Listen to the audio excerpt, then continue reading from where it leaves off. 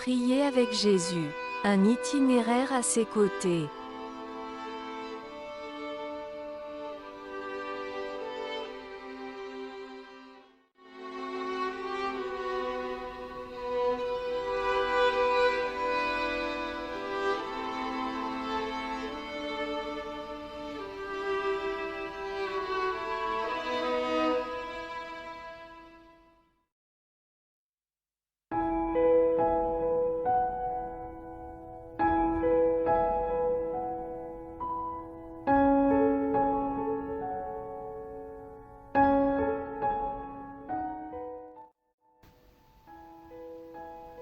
Chers amis, bonjour. Nous voici arrivés au 7e jour de notre 2e semaine de cheminement. Le thème, transfiguration. En Luc chapitre 9, le verset 29 et 35, nous lisons: Pendant qu'il priait, l'aspect de son visage changea, et son vêtement devint d'une éclatante blancheur.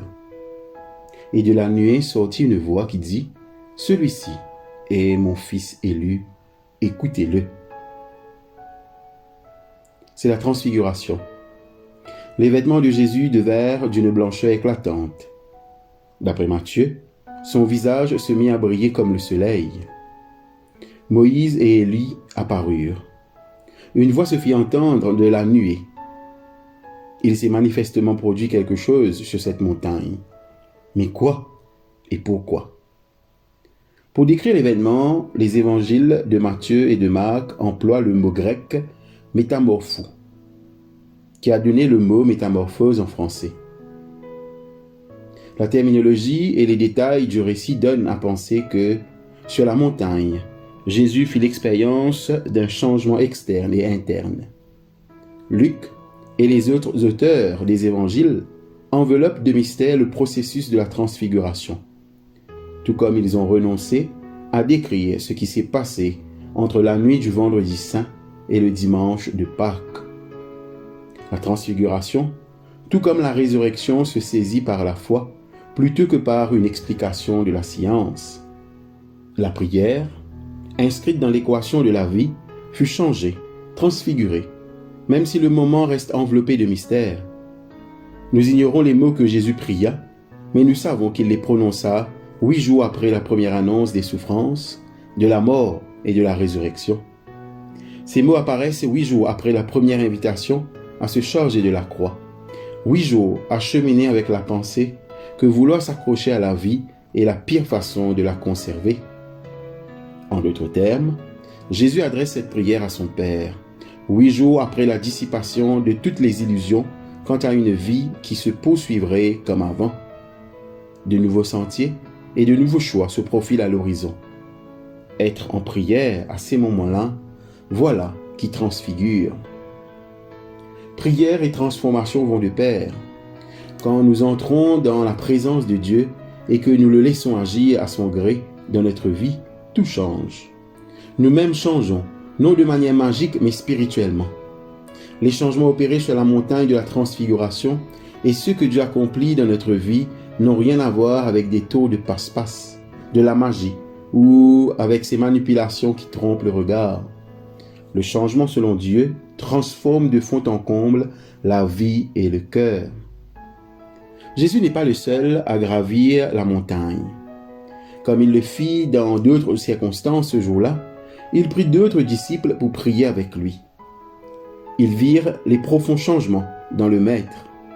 Le visage rayonnant et les vêtements étincelants firent une profonde impression sur eux, une impression beaucoup plus forte que les paroles concernant une croix à porter ou les difficultés de la vie de disciples prononcées 8 jours plus tôt.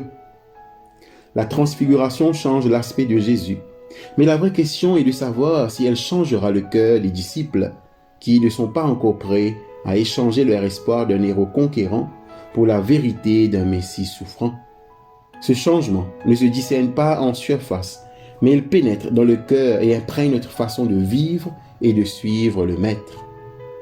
Cette prière que Jésus offrit le long du chemin, sur la montagne de la transfiguration, ne livre aux disciples et à nous-mêmes aucune incantation que nous pourrions répéter pour faire étinceler nos joues ou éblouir les autres par notre aspect. En fin de compte, le récit livre sa propre interprétation quant au pourquoi de la transfiguration. Celui-ci est mon fils élu, écoutez-le. Écoutez, la transfiguration, ma transformation spirituelle commence par cette simple exhortation. Écoutez. Écoutez celui qui préface ses déclarations relatives à sa résurrection par l'annonce de ses souffrances. Écoutez celui qui nous encourage à desserrer notre étreinte sur une vie à tout prix au profit d'une abondance de vie. Écoutez. Les dernières prières de Jésus le long de la route insistent sur cette supplication, sur cette discipline, celle d'écouter. Nous ferions bien de graver cette exhortation dans notre esprit et dans notre cœur. La prière devient une corvée fastidieuse si nous avons le sentiment de devoir apporter à Dieu tout ce qui devrait être changé. Une vie à réparer, des relations à résoudre, un monde à pacifier. Si de telles habitudes vous incitent dans vos prières à conseiller Dieu sur ce qu'il devrait faire, autrement dit, comment il doit se conduire en Dieu, alors souvenez-vous de la montagne, d'un visage étincelant comme le soleil, de vêtements éblouissants. Une fois que votre attention est captée, écoutez. L'écoute en priant et l'écoute en tant que prière. Prions. Transforme-moi, ô Dieu, non en vue d'une meilleure apparence, mais en vue d'une bonté plus authentique, à l'exemple de celui qui vit et règne avec toi et le Saint-Esprit, Jésus-Christ notre Seigneur. Amen. Votre exercice spirituel pour ce matin. Quand avez-vous constaté un changement pendant la prière ou après? En quoi consistait ce changement? Comment l'avez-vous conservé dans le temps? Notez dans votre journal vos réflexions sur cette expérience. Ce faisant, pensez à votre pratique de la prière. Quelle part laisse-t-elle à l'écoute? Notez quelques moyens pour changer la prière en un temps d'écoute, d'expression orale et de méditation. Cela pourrait être, par exemple, la lecture d'un verset de l'Écriture ou l'écoute d'un morceau de musique sans rien d'autre au programme, sinon cultiver la présence de Dieu.